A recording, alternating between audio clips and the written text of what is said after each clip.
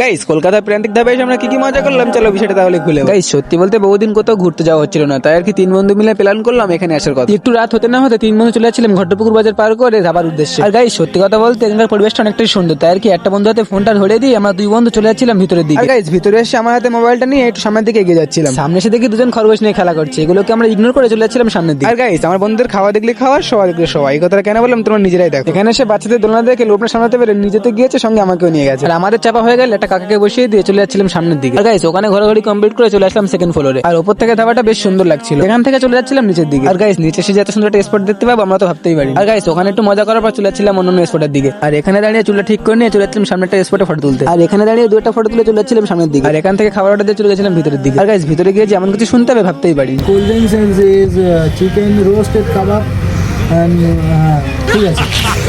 আর বন্ধু কোরিয়ান ভাষা বলতে বলতে আমাদের চাটাও চলে আসে। আর চা খাওয়া কমপ্লিট করে বসে থাকতে না থাকতে দ্বিতীয় খাবারটা চলে আসে। আর গাইস এখানে বসে খাওয়া দাওয়া কমপ্লিট করে বিলটা দিয়ে চলে যাচ্ছিলাম বাইরের দিকে। আর গাইস বাইরে এসে দু একটা ফটো তুলে চলে যাচ্ছিলাম হাতিশালার উদ্দেশ্যে। আর গাইস হাতিশালা যাওয়ার উদ্দেশ্যটা হচ্ছে ওখান থেকে বিরিয়ানি খেয়ে বাড়ি যাওয়ার জন্য। আর গাইস দেখতে দেখতে ঠান্ডা হাওয়া পার করে চলে আসলাম হাতিশালা। আর এখানে একটা ভালো হোটেলে চলে আসে, খাওয়া দাওয়া কমপ্লিট করে বাড়ির পথে যেতে যেতে আজকে মিনিমামটা শেষ করলাম।